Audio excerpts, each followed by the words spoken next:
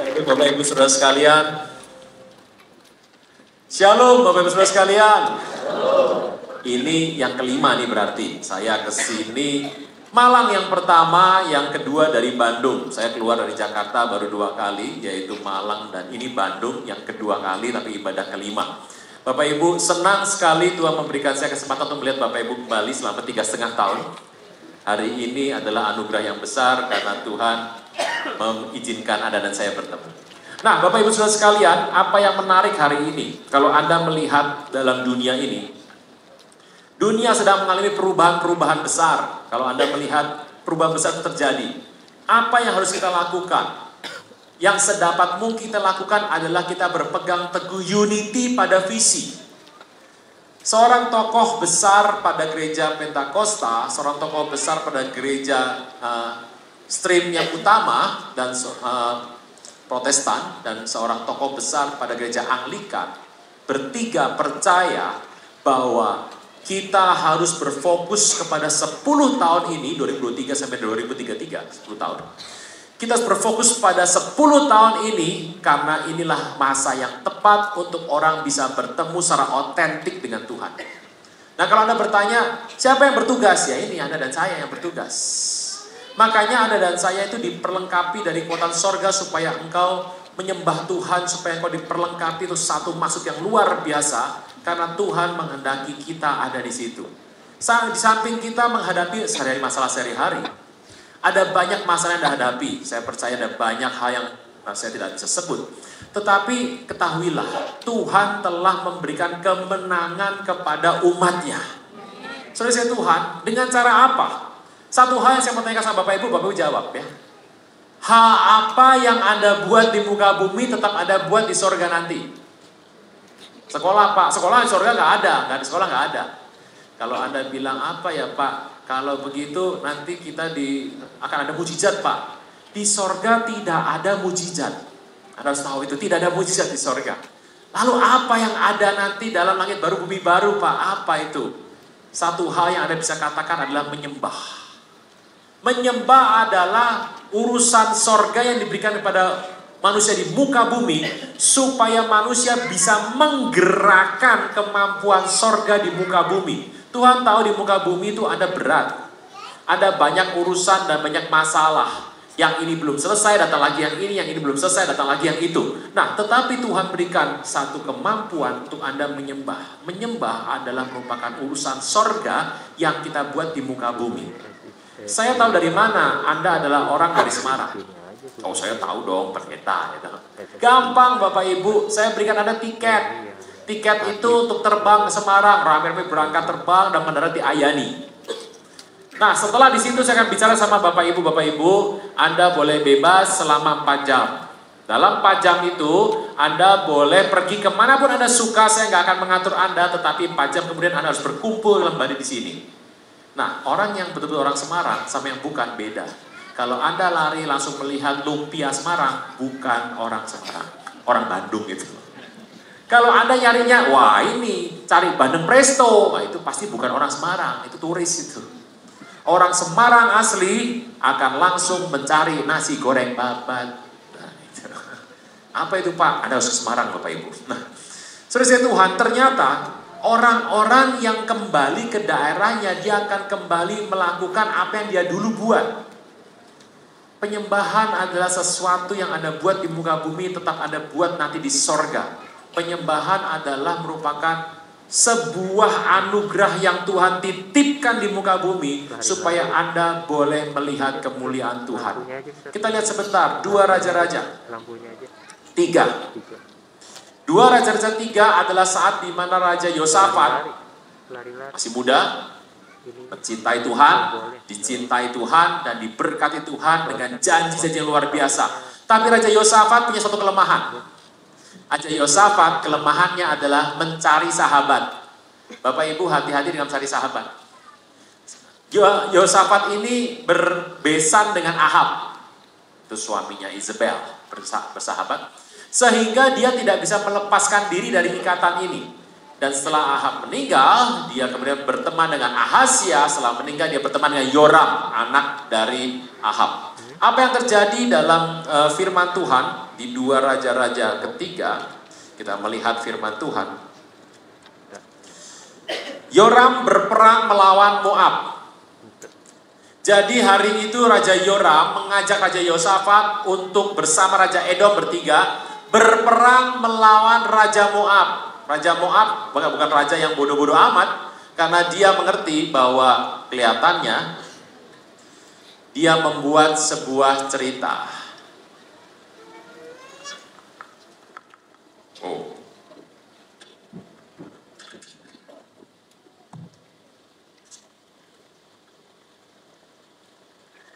Ini rajanya di sini. 3 orang ya. Rajanya di sini.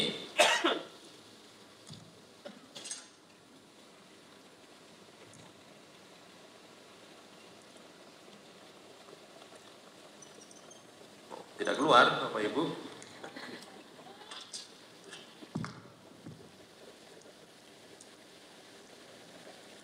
Ini raja. Yoram, Raja Moab, dan Raja Edom ada di sini. Dan orang Moab ada di sini. Ini aliran sungai. Sungai di sini. Mengalir. Apa yang dibuat Raja Moab? Dia membendung sungai. Akibatnya sungai ke sini. 3 raja kekeringan. Dalam kondisi kekeringan, mereka sudah tahu jawabannya. Kalau kekeringan dalam peperangan pasti mati. Pasti mati. Kemudian ini yang masalah terjadi. Waktu Yosafat melihat itu, dia teringat firman Tuhan. Dia berkata, di sini ada nabi nggak supaya kita tanya sama dia kira-kira gimana nih ke depannya. Dan Raja Yoram menjawab raja ini, di sini tuh ada Elisa. Tapi sudahlah gimana ya, nggak pernah dia nggak suka karena begini. Yoram tuh punya ayah Ahab, Elisa punya guru Elia. Elia sama Ahab musuh besar. Waktu dia berkata begitu, kita akan membaca 2 Raja-Raja 3 ayat ke-15, ayat ke-13, 2 Raja-Raja 3 ayat ke-13. Berkata Elisa pada Israel, apa urusanku dengan kau? Pergi pada nabi ayahmu dan ibumu. Dan Raja Israel menjawab, jangan begitu dong. Tuhan memanggil 3 raja ini untuk menyerahkan mereka dalam tangan orang Moab. Berkatalah pada ayat 14, Elisa, demi Tuhan semesta alam yang hidup di hadapannya menjadi pelayan. Jika tidak karena Yosafat dan Yehuda, aku tidak akan memandang dan melihat kepadamu. Jadi intinya, gara-gara ini kering dan mau mati, dia menghadap ke sebuah tempat di mana Elia ada, dan di situ Elisa menolak. Anda lihat baik-baik ya. Orang yang Tuhan karuniai anugerah, orang Kristen yang percaya sama Tuhan, bisa tidak mendapat apa-apa waktu bertemu dengan hadirat Tuhan. Karena apa? Salah bersahabat. Satu masalah yang Anda buat yang seringkali jarang dikhotbahkan di gereja adalah persahabatan yang salah. Nah, kalau ini Anda buat, terjadi peristiwa seperti ini. Jadi pada saat itu Elisa tidak mau tolong. Tapi Raja Yoram berkata, jangan gitu dong. Akibatnya setelah itu Elisa berkata, kalau aku tidak pandang Yosafat, aku gak pandang kepadamu. Ayat berikutnya 15. Sekarang jemput bagiku seorang pemetik gitar. Waktu pemetik gitar itu bermain gitarnya, kecapinya, maka apa? Kekuasaan Tuhan meliputi dia. Aneh nih Bapak Ibu. Elisa adalah nabi yang luar biasa, firman Tuhan ada padanya. Berarti dia bisa langsung bernubuat, dia bisa langsung berkata-kata, dia bisa memberikan pernyataan Tuhan tanpa didahului dengan kecapi, tanpa didahului dengan gitar, dan dia tidak perlu acara-acara yang lain. Tetapi pada hari itu sepertinya Elisa tidak bisa menggerakkan, tanda kutip, menggerakkan sorga. Dia berusaha susah untuk menggapai sorga. Apa yang dia buat? Dia minta pemetik kecapi bermain kecapi. Untuk pemetik kecapi bermain kecapi, tiba-tiba suasana yang pekat, yang kelam, yang menghantui kehidupan Elisa sirna pelan-pelan. Hari itu Elisa bisa mendapatkan perang dari sorga dan fokus pada sorga untuk jawabannya. Aneh loh Bapak Ibu. Kenapa waktu kita berdoa susah? Kenapa waktu kita menyembah Tuhan kita susah? Satu alasannya adalah karena engkau ada bersama dengan orang-orang yang tidak menyembah Tuhan, yang membenci Tuhan. Anda tahu betapa dalam kumpulan orang yang tidak suka menyembah Tuhan, perkara akan susah, jawaban akan susah, dan semua jawaban yang kita butuhkan tidak kita dapat. Firman Tuhan berkata, itulah fungsi dari penyembahan.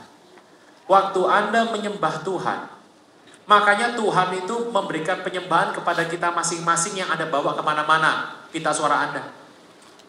Yang segini dulu, ini pita suara Anda. Pita suara diberikan pada Anda supaya Anda bisa menyembah Tuhan. Karena waktu Anda menyembah Tuhan, Anda akan menyingkirkan semua peran kegelapan. Anda tahu waktu Anda menyembah Tuhan, suasananya terbuka antara sorga dan bumi. Bapak Ibu, hari ini menyembah Tuhan adalah perintah Tuhan. Kenapa orang di bumi harus menyembah Tuhan? Jawaban pertama adalah karena ini.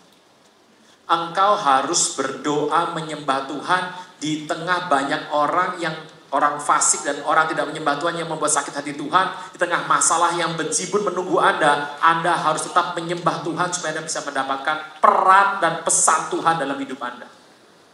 Praise Tuhan, menyembah Tuhan. Mari memuji Tuhan, karena menyembah itu membuka sebuah selongsong antara hubungan sorga dan bumi.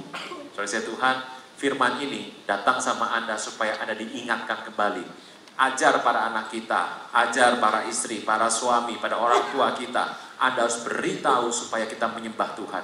Orang berkata, Pak, ujian nih nggak enak Pak, sudah langsung khotbah saja. Kalau ada yang YouTube ya, khotbahnya menit keberapa? 1 jam 15, geser set, langsung dapat. Gitu ya. Sering gitu Bapak Ibu. Kita melupakan penyembahannya, kita langsung masuk firman Tuhan, cek set. Hati-hati. Kalau Anda tidak dalam hadirat Tuhan, Anda akan menerima berbeda.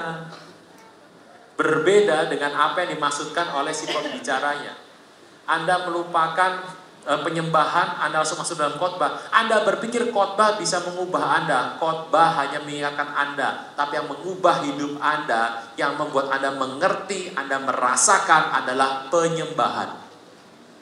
Lalu, Bapak Ibu hati-hati. Penyembahan adalah suasana yang sorga izinkan Anda alami supaya engkau mengalami kelepasan.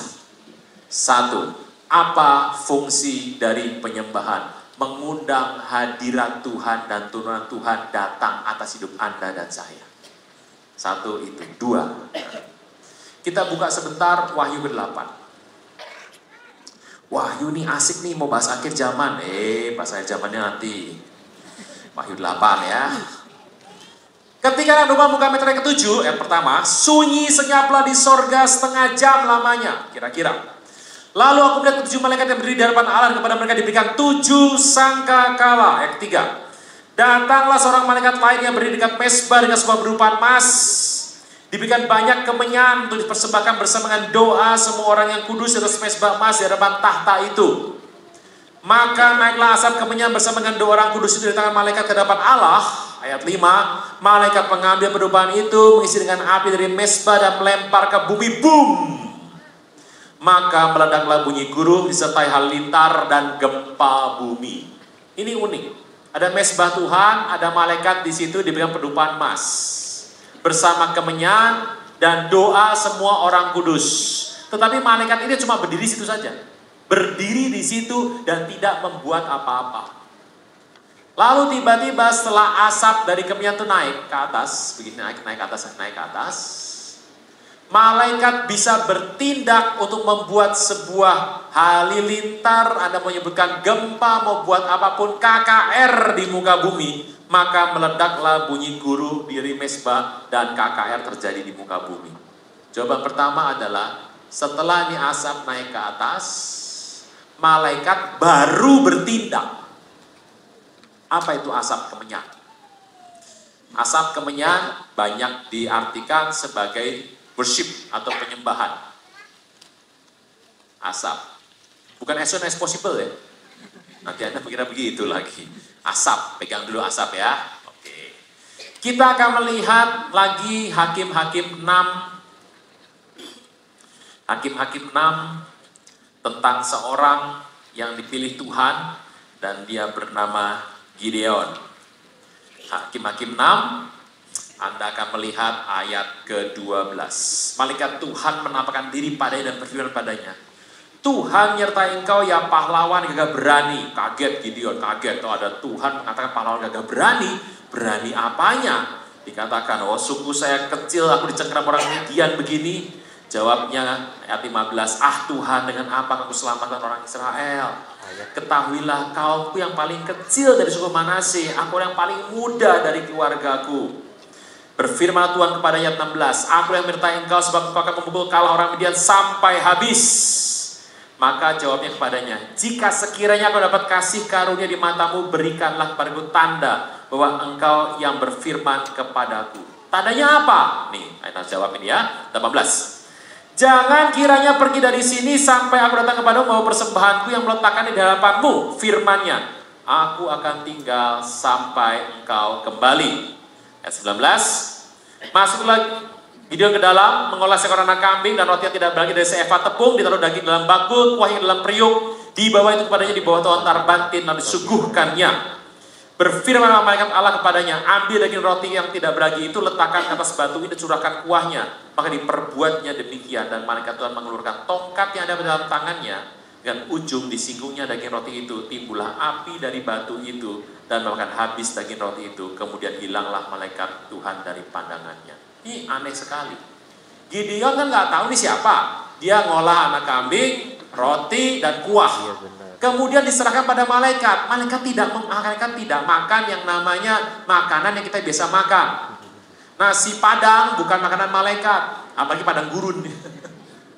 Malaikat nggak makan begituan. Malaikat itu persembahkan pada Tuhan. Dagingnya ditaruh di atas batu, rotinya ditaruh di atas batu, kuah dicurahkan. Malaikat diam aja. Setelah ditaruh dalam batu, malaikat mengambil tongkat.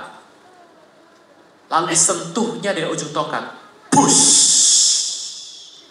Asapnya naik. Begitu asapnya naik, malaikat buat begini. Ya, ulang. Ini adalah dagingnya dikasih, roti dikasih, kuahnya dicurahkan. Udah, malaikat asapnya keluar. Asapnya besar, banyak sekali. Begitu lihat asap, malaikat begini. Anda baca itu? Anda pegang dulu ya. Ada satu kata yang penting sana. Asap. 2 kali asap ya. 2 kali. 1 asap. 2 kali asap. Hakim-Hakim 13. Hakim 13. Simson. Ada seorang, ayat kedua, Hakim-Hakim 13, ayat kedua, pada waktu itu seorang dari Zora, dari keturunan orang Dan, namanya Manoah. Istri Manoah ini mandul. Satu ketika suami lagi pergi, istrinya tuh ada di rumah. Lagi duduk begini, malaikat Tuhan datang sama dia. Anda tuh jangan berpikir malaikat Tuhan tuh bentuk kayak apa ya, Pak, putih gitu ya. Malaikat Tuhan yang datang menemui istri Manoah, itu bentuknya ya kayak orang. Begitu ya. Kayak orang bentuknya. Jadi datang dan berkata,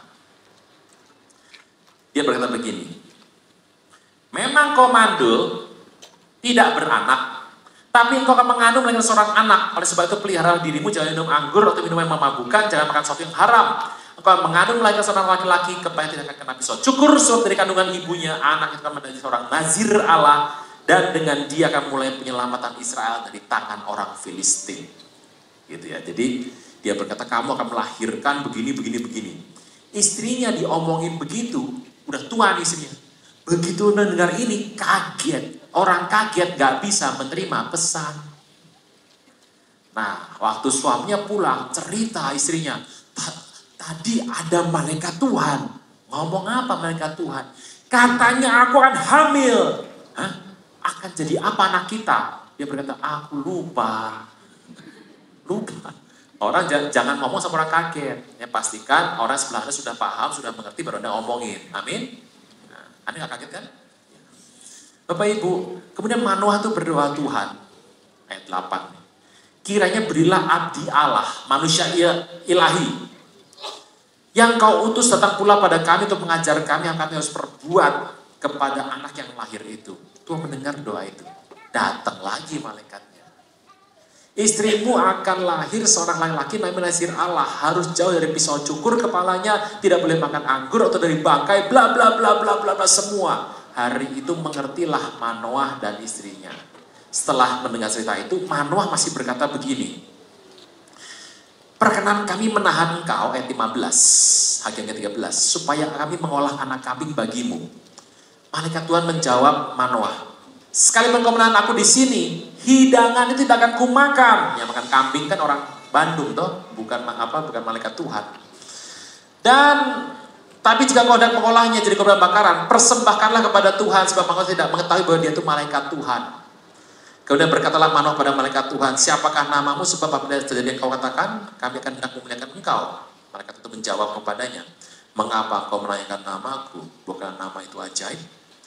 Ayat 19, penting, sesudah itu Manoah mengambil seorang anak kambing dan korban sajian, mempersembahkan kepada Tuhan di atas batu. Sama kayak Gideon tadi, anak kambing taruh atas batu, roti taruh atas batu, dan kuahnya. Sedang nyala api naik ke langit dari mezbah, maka naiklah malaikat Tuhan dalam nyala api mezbah itu. Ketika Manoah dan istrinya melihat hal itu, sujudlah mereka dengan mukanya sampai ke tanah. Waktu asapnya naik ke atas, tiba-tiba malaikat melihat sudah naik ke atas dan malaikat berkata, naik sini, naik ke atas. Anda sudah mendengar 3 kali. Ada kata asap, dan asap kemenyan. Bapak Ibu, saya mau tanya sama Anda, asap kemenyan itu dalam orang Kristen hari-hari itu apa? Anda berkata penyembahan, yes, betul. Jadi malaikat itu, sekiranya gampang gini aja, malaikat itu bisa bergerak kalau ada asap. Ada asap, baru dia bisa bergerak, pulang ke sorga, datang ke bumi. Ada asap, Bapak Ibu. Nah, kalau saya bertanya, asap itu bagaimana? Asap itu apa? Bapak Ibu, kalau Anda pernah membaca Kejadian 28, Yakub pernah bermimpi di Betel. Dia sampai di Betel, kemudian dia tidur pakai batu. Oh, tidur nggak pakai batu, Pak? Ya, ngantuk ya pakai batu gitu ya. Tidur.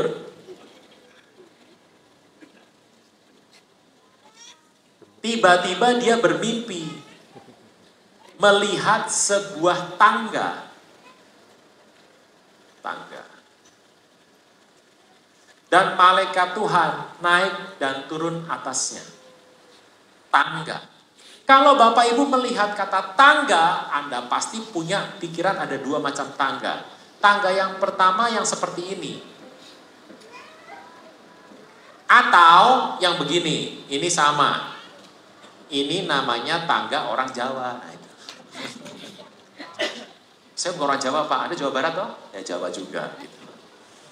Ini tangga yang pertama. Tapi Alkitab mengatakan tangga itu seperti ini. Bapak Ibu, tangga bukan yang begini. Anda tahu yang namanya pemadam kebakaran? Mereka santai, lantai pertama itu mobil-mobilnya, mereka santai di lantai 2, makan dan minum dan santai. Tiba-tiba ngoeng.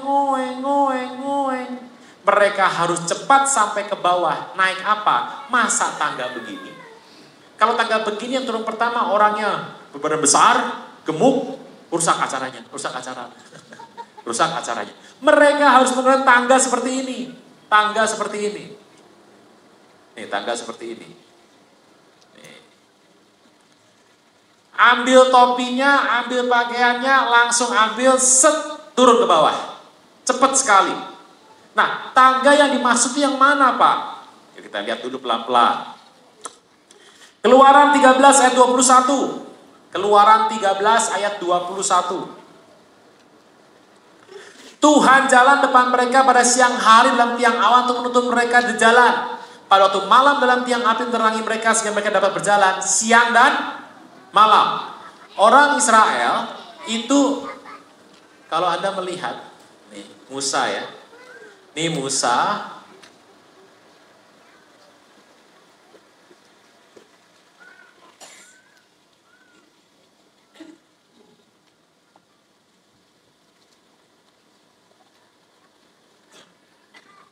ini pengikutnya banyak di sini. Banyak pengikutnya. Apa yang engkau akan lihat? Di depan Musa itu ada tiang. Awan. Yang besarnya bukan main. Tiang awan di sini. Matahari sebelah sini. Kalau Anda berjalan di situ, ini bayangan di sini, bayangannya. Aman. Makanya ini keselamatan itu penting. Anda ikut Tuhan, Anda berjalan, Tuhan naungi Anda, keselamatan. Tapi kalau Anda keluar dari sini ke sini, engkau akan kering gosong. Matahari di sini. Tuhan tidak membuat mataharinya tuh hilang. Tidak buat mataharinya mengurangi cahayanya, tidak. Tuhan itu membuat sebuah tiang. Tiang itu, tiang awan, bentuknya seperti ini. Orang sering berkata, oh kalau malaikat Tuhan tuh tiangnya begini Pak, gitu. Nih. Jadi matahari dari sana Pak, oh ini bukan begini, salah ini. Firman Tuhan berkata, tiang awan adalah berdiri di hadapan orang Israel. Bilangan 14 ayat 14. Bilangan 14 ayat 14 berkata, mereka akan bercerita kepada penduduk negeri ini yang telah mendengar bahwa engkau Tuhan ada di tengah-tengah mereka dan bahwa engkau Tuhan menampakkan dirimu kepada mereka dengan berhadapan muka dengan muka waktu engkau awanmu berdiri di atas mereka waktu engkau berikutnya berjalan mendahului mereka dalam tiang awan pada siang dan pada tiang api pada waktu malam. Firman itu berkata tiang itu berdiri. Nah seperti ini tiang. Ini awan, ini penuh sekali di sini. Bapak Ibu masih ingat waktu orang Israel berjalan keluar dari Mesir? Begitu depannya laut, belakangnya orang Mesir, teriak mereka, waduh mati. Tuhan berpindah. Tek, pindah. Di antara Mesir dan Israel berdiri tiang awan. Betul? Nah, tiang awan itu begitu kelam dan pekat, sehingga semalam-malaman orang Mesir tidak mengambil, tidak menjamah orang Israel. Sesuai Tuhan, itulah tiang awan. Terakhir, Joel 2. Terakhir dalam nomor ini, nomor 2. Joel 2. Tenang saja Bapak Ibu, waktu masih panjang, hari masih panjang. Joel 2 ayat 28. Joel kedua ayat 28. Kemudian akan terjadi ayat 28, 29, Joel 30, 30. Joel 2:30. Aku akan mengadakan mujizat-mujizat di langit dan di bumi, darah, api dan gumpalan asap. Gumpalan asap. Timara dalam bahasa gumpalan asap. Timara, ini loh, ini yang ini. Timara, seperti ini. Asapnya besar, asapnya begitu luas, dan itu merupakan penyembahan kepada Tuhan.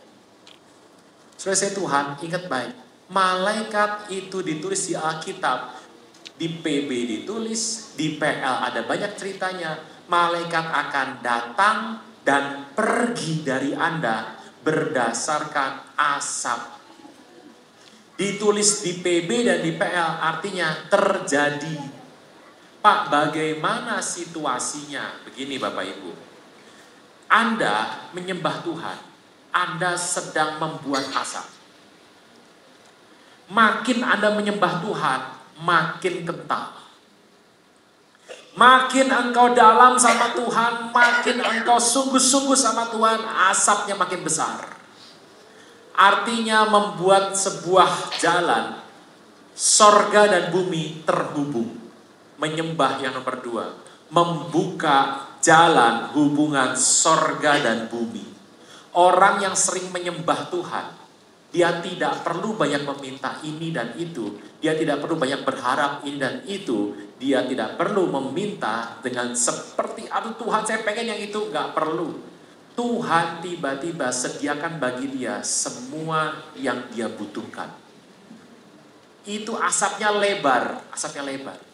Karena apa? Malaikat akan menggunakan asap untuk naik dan turun. Makanya ini penting Anda harus dapatkan. Kalau Anda menyembah Tuhan, nyembah satu lagu. Yesusku angkat hatiku. Anda mulai enak. Begitu enak, wah enak nih. Tuhan, saya minta Tuhan ya, satu rumah. Itu jangan lupa. Jangan lupa itu ada mobilnya atau Tuhan. Ya toh kan bagus kalau mobil dua lah ya Tuhan. Nyembah baru sedikit. Yesusku angkat hatiku ke hadapan. Langsung Anda mintanya rumah, apartemen, gitu. Anda mintanya banyak sekali. Malaikat ngelihat, aduh banyak banget. Ingat, Tuhan akan memberikan sesuai apa yang Anda akan minta kepada Tuhan. Dan Anda minta seperti itu.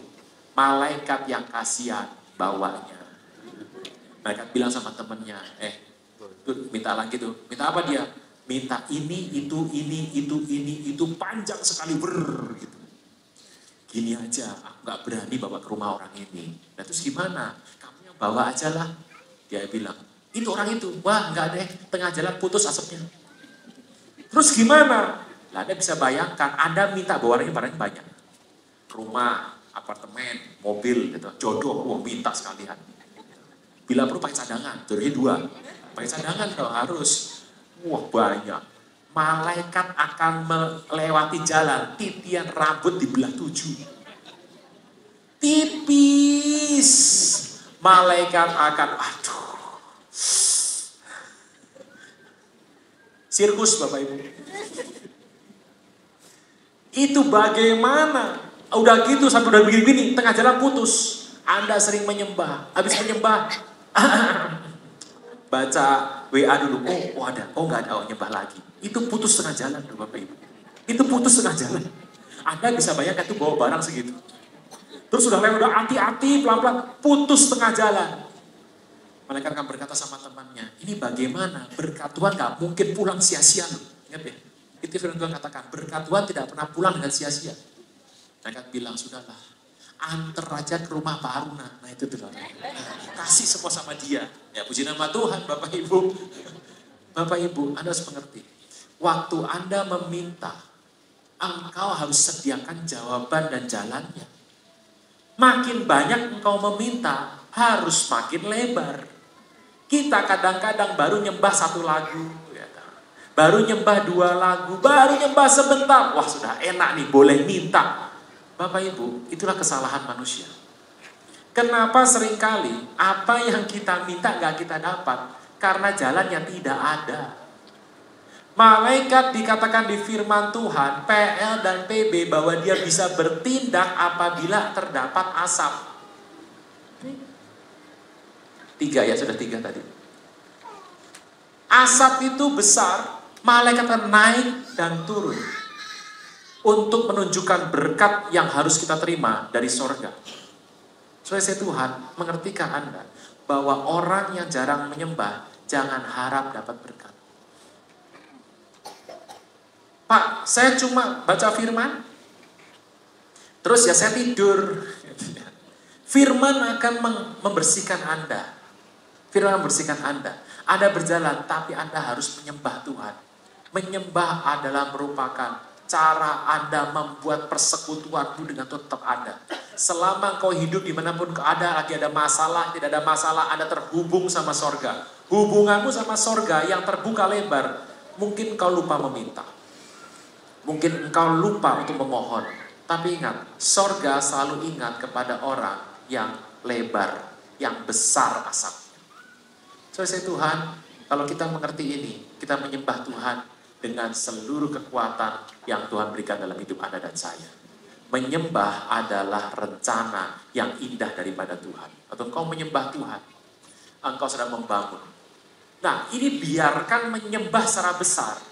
Menyembah dengan kuat. Waktu ini sudah menjadi besar, maka engkau sudah tidak lagi mengingat kebutuhanmu. Oh, saya butuh ini. Apakah Tuhan lupa kebutuhan Anda? Tidak. Apakah Tuhan tidak mau kasih apa yang Anda butuhkan? Tidak. Tetapi kadang-kadang kita mengundang masalah dalam hidup kita dalam urusan penyembahan ini. Bapak Ibu, malam hari ini udah malam belum? Belum sore ya, sore hari ini. Yang pertama, menyembah itu mengundang hadirat Tuhan, membuka urusan sama Tuhan terbuka lebar, dan mengubah suasana hadirat Tuhan. Firman Tuhan berkata, Elisa merasa dia susah menyembah Tuhan, dan dia menyembah, bermain kecapi, dan dia melihat nubuatan Tuhan turun atas Elisa. Kenapa ini perlu? Kenapa Elisa perlu seperti itu? Karena di hadapannya ada orang-orang yang fasik dan menyembah berhala. Yang kedua, kenapa hadirat Tuhan dalam penyembahan itu penting? Jawabannya adalah karena penyembahan mengundang pekerjaan malaikat. Pekerjaan malaikat yang datang Anda harus hadapi. Waktu Anda menyembah Tuhan, malaikat naik dan turun. Malaikat bisa naik dan turun berarti banyak tuh jumlahnya. Saudara Tuhan, malaikat tidak akan hidup untuk ikutin Anda. Tidak akan tunduk sama Anda. Malaikat tidak peduli Anda cantik atau jelek. Tidak peduli Anda kaya atau miskin. Tidak peduli apapun di muka bumi ini. Dia cuma peduli perintah Tuhan. Makanya Anda mengerti, malaikat itu hanya memandang wajah Bapa. Malaikat cuma taat seperti yang Tuhan katakan. Waktu dia datang kepada Anda dan jalanmu lurus dan terbuka, maka Anda sering merasa, Pak, kenapa sih berkat datang sama dia terus? Kenapa berkat itu datang sama orang kayak gini terus? Kenapa sih, Pak? Jawabannya adalah karena ada asap penyembahan yang dinaikkan kepada Tuhan. Saudara Tuhan, dua hal ini adalah sebuah makna yang surga berikan. Penyembahan adalah pasti. Penyembahan adalah harus. Penyembahan itu yang berhubungan sama surga tetap terpenuhi.